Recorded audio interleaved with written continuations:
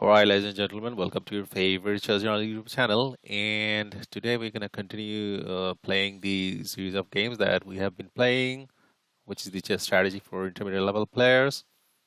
And I've already logged in, warmed myself up, and just as I started recording, then this guy, I mean, as you can see on the screen, uh, you know, halted giving moves, making any moves. So, you know what? I just resigned. I don't care about rating. What I care about my viewers' time and my time as well. So, okay, let's try to look for a game. If we have white pieces, we're gonna continue with the London System game that a lot of you have requested. And if we get the black pieces, we're gonna continue with the Pirc defense. So I think we got a proper opponent here, thankfully. If they play e4, we definitely gonna play d6, the Pirc. So that's what happens.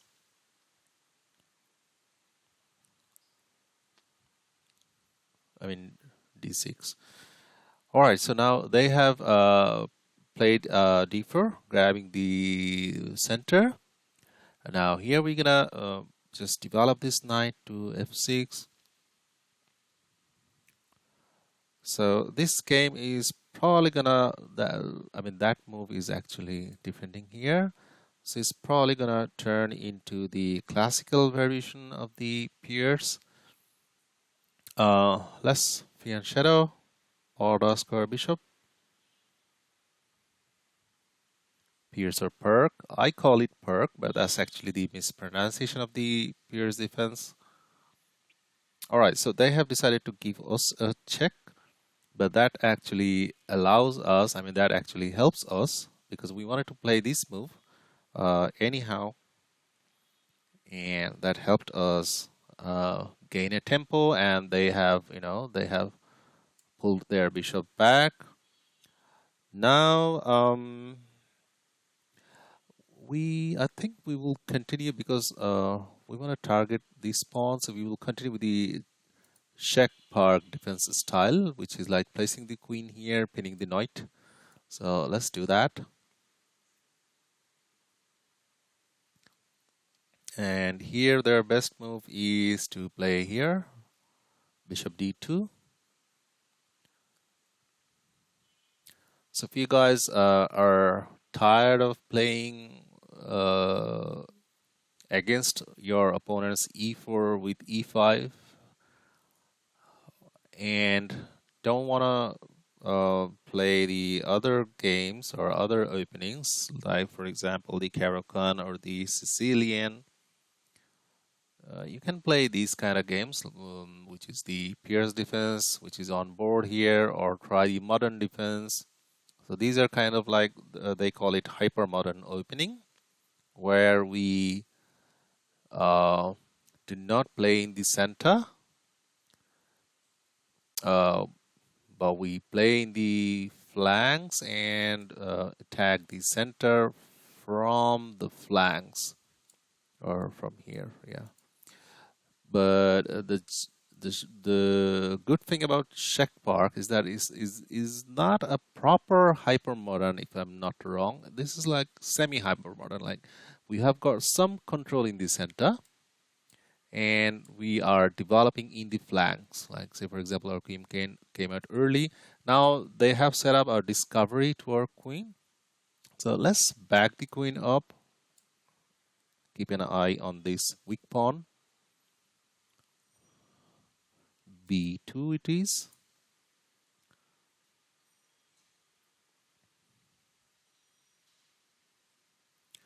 Our opponent's name is Ron Malka or Malsa, I don't know, I cannot pronounce. He or she is from Peru. Have you guys ever been to Peru? I haven't. If you guys have ever been to Peru, let me know down in the comment section below. I can see his stats on the left side. Sorry guys, you can't see it because I have cut it out due to for the purpose of magnifying the screen. He's got a bullet rating of 1548, blitz 1531, rapid 1760, and classical 1939. So this guy is a proper intermediate level player, and we are having the rating of 1700. We are also an intermediate level player. So, which means that those of you who are watching these games that we have been talking about, if you're an intermediate level player, I hope and believe that they're gonna be very helpful to you. And even if you're a beginner level player, you should take something away from these games and imply these strategies in your own games. So they're taking a long time. Okay, maybe they were calculating this move, but I kind of doubt that move, whether that's good or not. Here we have got a couple of options we could take or we could not take. Our knight is actually attacked. Hmm. Uh, I've faced this kind of push. I mean, if we go back, how can we go back? Okay, when the pawn was here, then their best move could have been, or best move is here, playing here, but they have decided to play in the center. Then they push the pawn, and instead of taking, what are we gonna do? I mean, the one I prefer playing is to put the knight here. So this might look strange that we are gonna double our structure, but actually, what you know what? This is controlling the center far better, and that's the best move. I mean, like uh, that one also, by playing here, we were also attacking this pawn, and now they have moved their bishop out of the queen's view. Now the queen and bishop both are guarding this crucial center pawn. So we are going to one day attack this pawn. But before that, let's capture this pawn.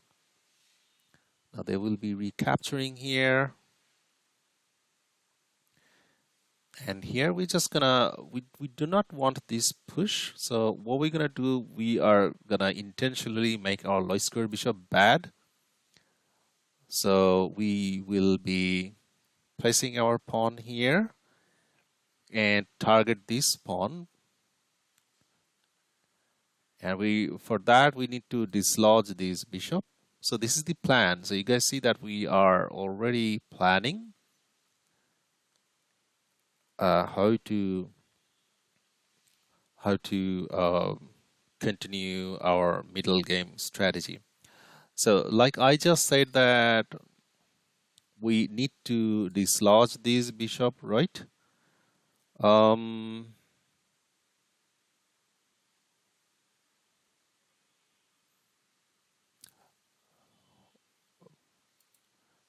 so that will be our plan, right? So what are we gonna do? We could play here, right? Hmm.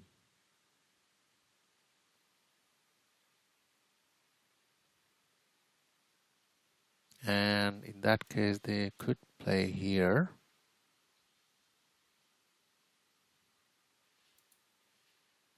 No, not yet. Let's, you know what? That's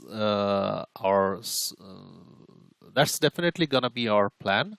But let's first. We always talked about development is the key. So let's first try to complete or finish our development. Maybe here and here, putting a lot of pressure on this pawn by these three pieces. Here, here. Um,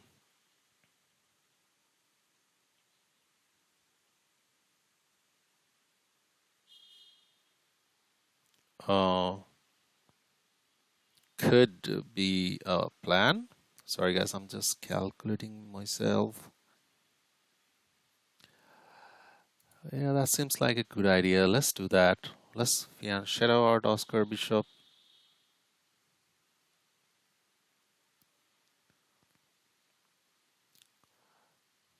So from the opening stage, we have already deciding what our plan is going to be, and at the same time we are going to keep an eye on what their plan is all about.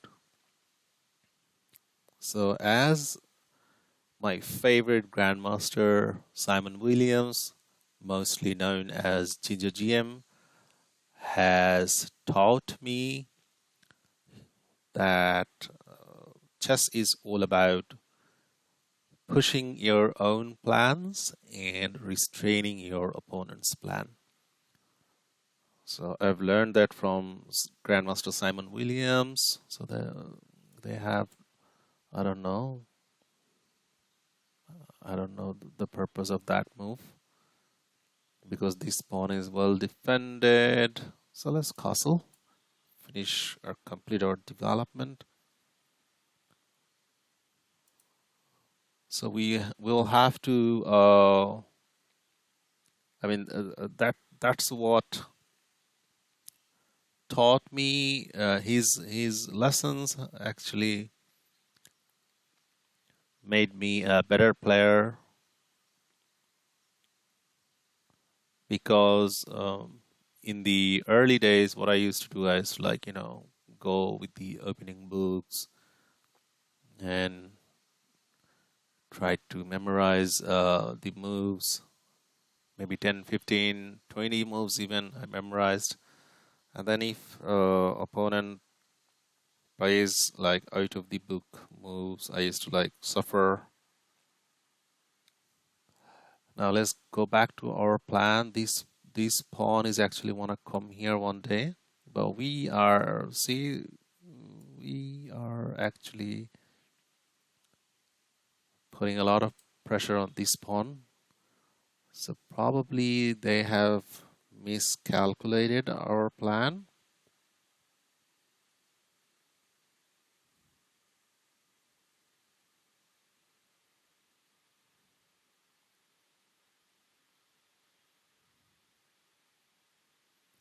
So they could have, instead gone there and come here to guard this pawn. So this is a very crucial center pawn.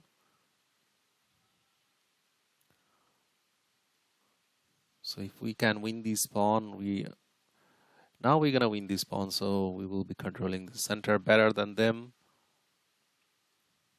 So this is what we call playing methodically.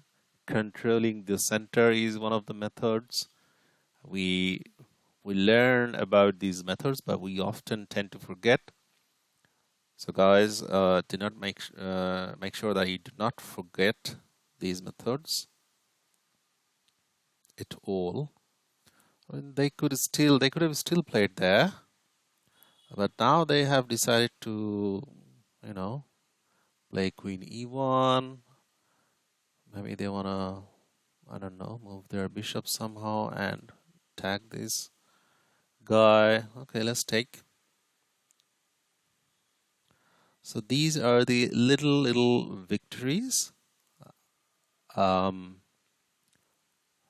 the positional battle that gives us the ultimate victory.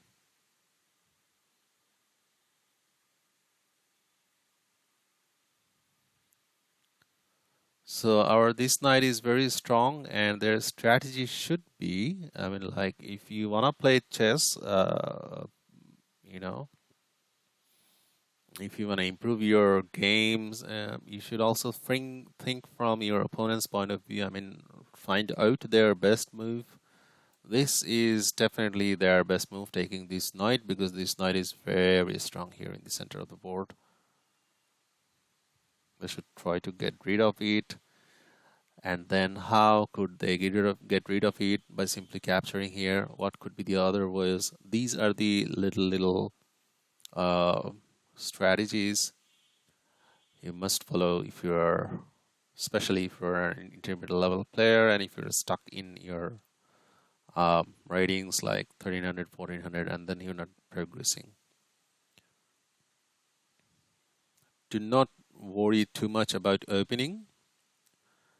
Um, just stick to free openings with white and free with black.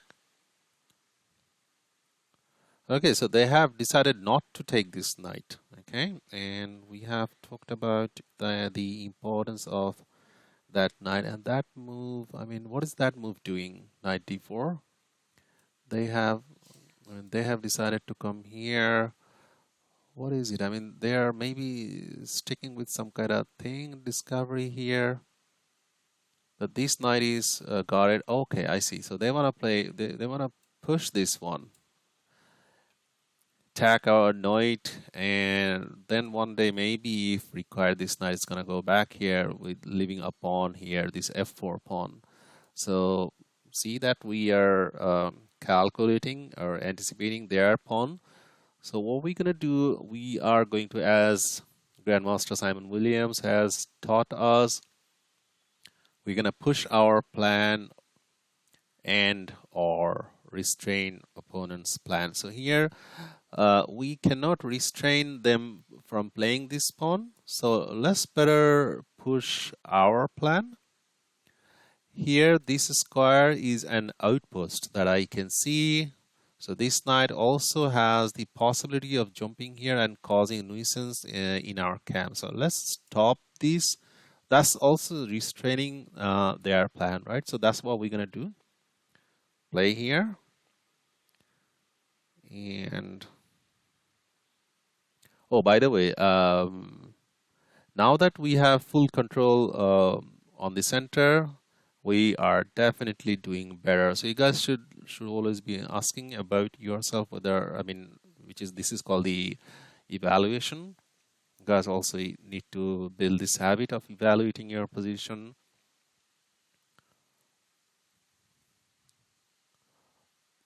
Which pawn, I mean, what is your position? I mean, what is the best thing in your position? What is the worst thing in your position? What is their best thing and what is their worst thing or weaker things? So you're going to find those weaknesses and target them. So here, I think their best move to play here. That's the reason why they moved their king to here, right? And they're taking a long time.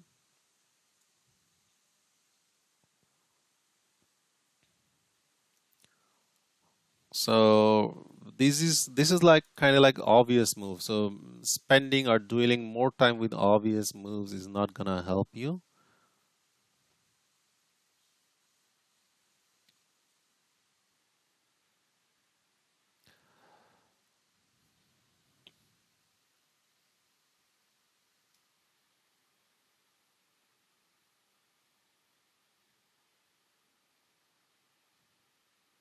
I don't know where they're taking time.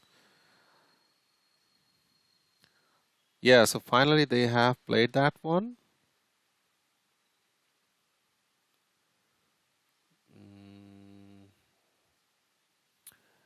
Now what? Hmm. So they want to attack in our king side. And our king side is thanks to our Fian Shadow Square Bishop is the major defender. So they have attacked our knight, and where does this knight go? There's no point of laying back here and initiate this extent. What? If we can go forward, let's do that. I mean, let's come here and we'll be happy if the light square bishop, we can get rid of their light square bishop. Because our pawns are in light square here on the king side, so that's their that could be their major attacker. This is also one thing you guys need to understand which of your pieces needs to be preserved, which of your pieces you need to let go or you need to exchange. So that's what we call bad pieces and good pieces. Okay, so they have decided to dislodge our knight, but now our knight can actually go here, right? Tag this rook, and this knight is gonna be strong here, but okay, that's what the bullet chess strategy. I mean, like going here, as well as putting pressure here. But now that since we are playing longer time control, we know that if we go here, then that's not an immediate danger because the bishop, their Daskar bishop is being guarded by their queen. So they could play here, attack our knight, then our knight is gonna go here, an awkward place. Or I don't see any good future. But what if our knight comes here and then jumps here? That's a beautiful. What's wrong? Come here and go there. That's a beautiful outpost. So let's utilize that one. We talked about outpost already. So if we can go there somehow, that's gonna be a sweet spot controlling major areas of our opponent's camp. Look at that. Look at that picture. Just looking at that picture, uh, I already have fallen in love. So they shouldn't allow our knight's positioning there. So that is our plan, right? And they should try to uh, restrain us from playing the moves that we want to play. A big shout out to Ginger GM Simon Williams. I mean, because of him, they have played the best move, I reckon. Now, let's also another strategy that I have learned from again, none other than Grandmaster Simon Williams. Go please check out his channel and make sure to subscribe. In this kind of position, we need to also think which of our pieces are not taking part in the game. Every pieces except this Lascar Bishop is not taking part in the game. So let's try to move this bishop and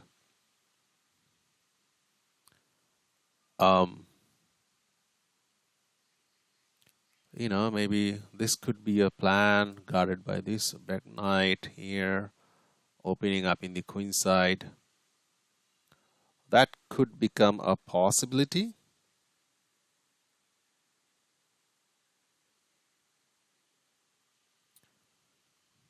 So we have been playing a proper Pirc defense.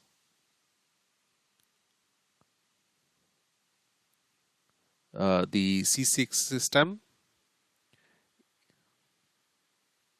And here our best piece at the king side is this one. They could try to get rid of our Daskar bishop by simply going back here with their knight.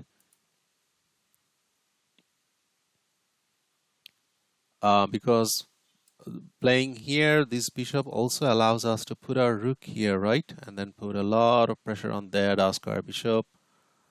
So they should address that.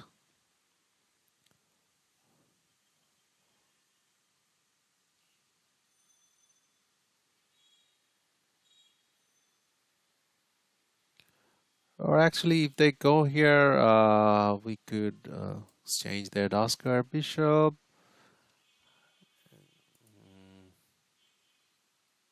So their time is running out. I hope this is not gonna be on the clock. So we have got 4 minutes. I think you guys are unable to see it. So we've got 4 minutes and they've got about 2 minutes. Time is running out. So clock time management is another crucial thing.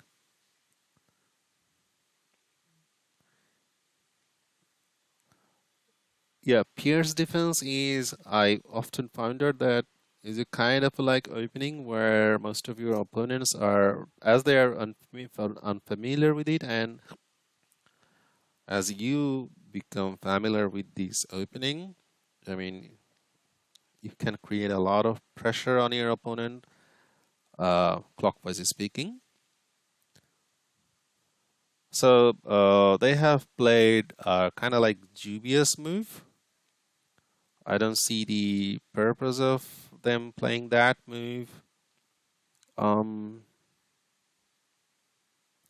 Now let's continue with our plan. This one was our plan. So as we have planned ahead, we are now doing better, clockwise speaking, and putting a lot of pressure. So they have to quickly decide what to do. Pulling their bishop back is their best move, I reckon. Yeah, that's what they have done. Now again, let's think which of our pieces are not doing nothing. So this rook belong to here. Then yeah, um because we wanna one day play here, right? So that's why we need this rook here. Let's put it here.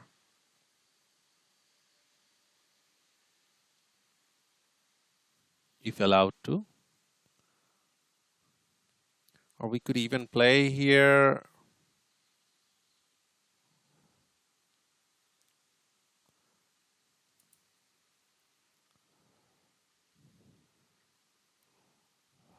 But they're gonna capture our knight and then win a pawn.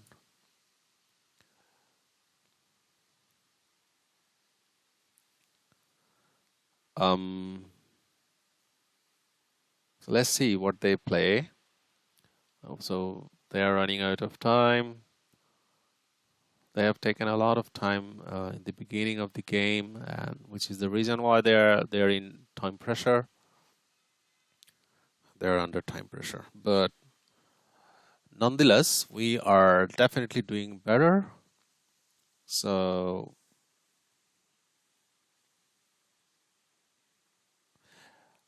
okay, now I can see that the queen is queen. What is the queen's positioning here used to do? I mean, it used to also guard this square, right? But now it has moved here.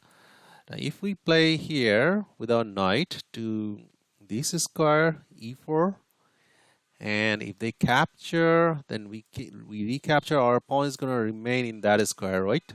So let's do that. I like that. Attacking their queen. Let's pre-move. I mean, let's pre-move this capture if it happens.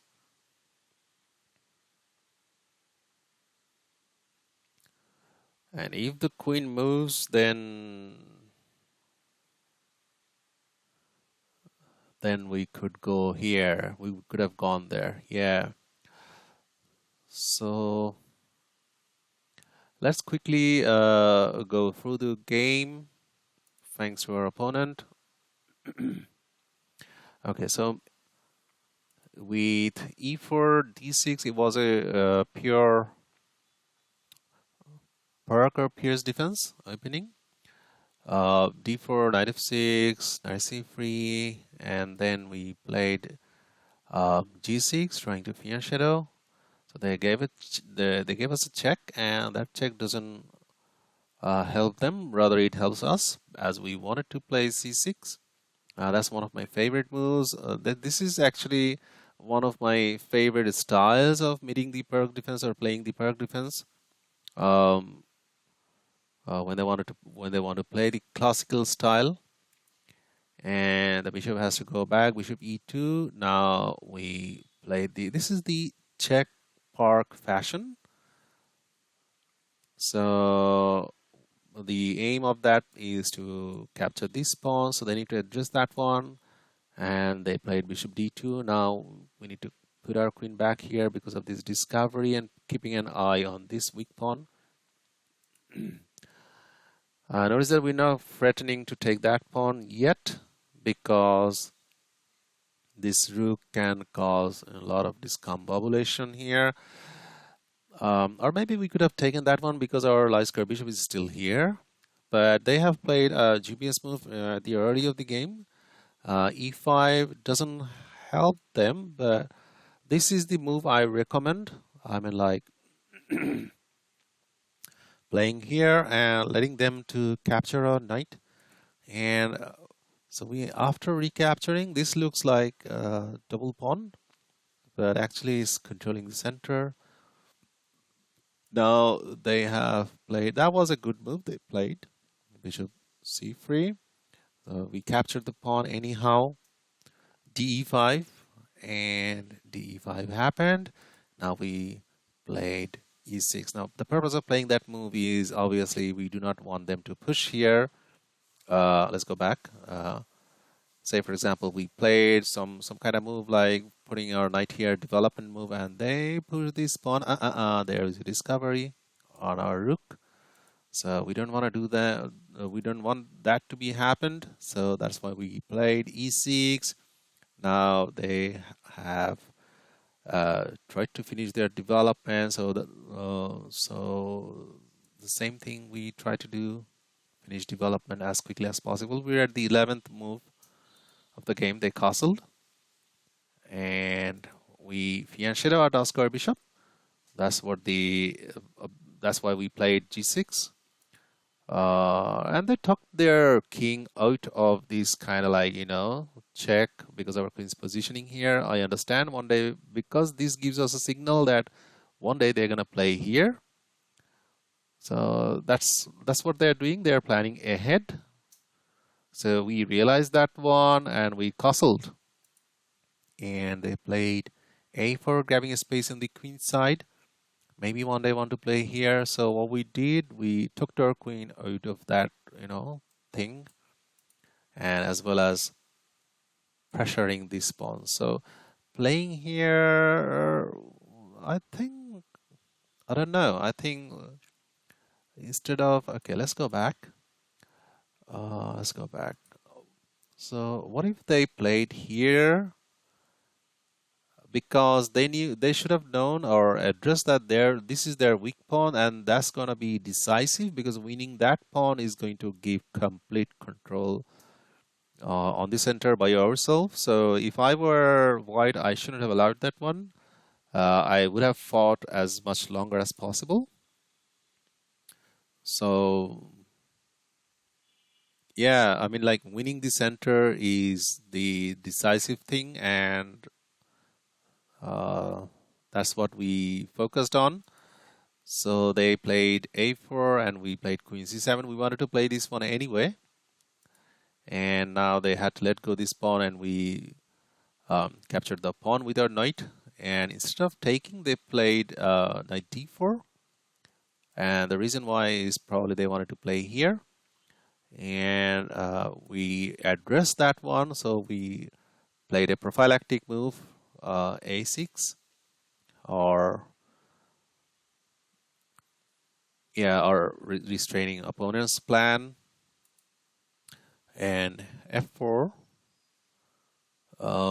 This was the long anticipated move that we talked about, and they've wasted a lot of time. This was kind of like obvious move. We talked about it during the game, and yeah, that's the lesson we learned, that do not waste time on obvious moves.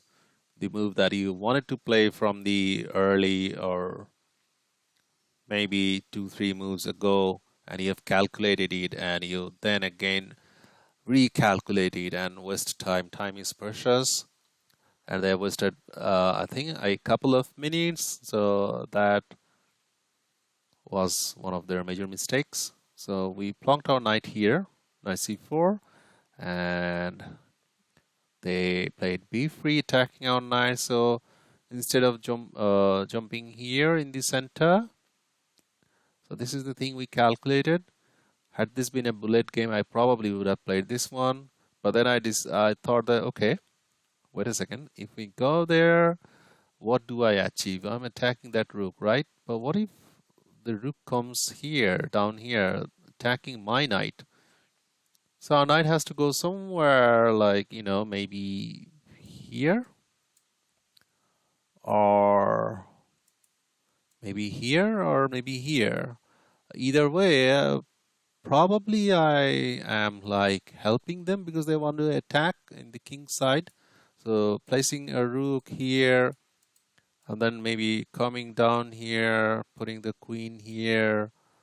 So I had to quickly calculate that one and decided, okay, I'm not gonna play this one. Rather, I'm gonna play the knight here, backward move, controlling this square and this square.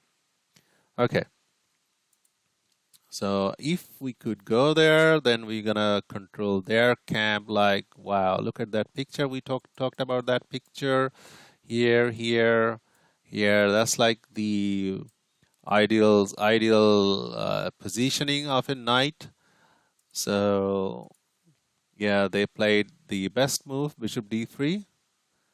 And here we focused on development. I mean, the remaining piece that's not taking part in the game, our low square bishop. And they played h3. I don't really understand the purpose of that move. Maybe they wanted to play here. And then we played the rook a c8. I mean, attacking their dot square bishop. So bishop went back to b2 square. Now rook f e8, the last piece that's not doing anything. Now here, I mean, that was another decisive advantage we now have because I used to guard this square. We talked about thinking like from a square's perspective. So yeah, losing control of this square was not a good thing for them. So we jumped in immediately. And now that's where the game ended because we are now attacking their queen. I mean, this is gonna be I'm not gonna say that this is gonna be a sure win, but I'm surely gonna say that we are doing much better here.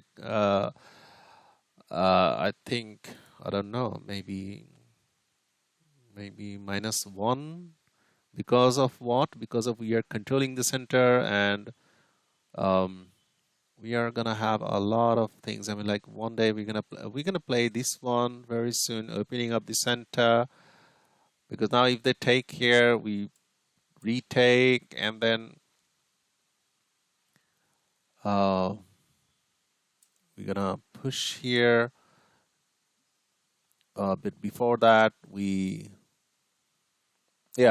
play that one, and then if they take here, then before taking, we could try to move our bishop here, guard this square with our queen, or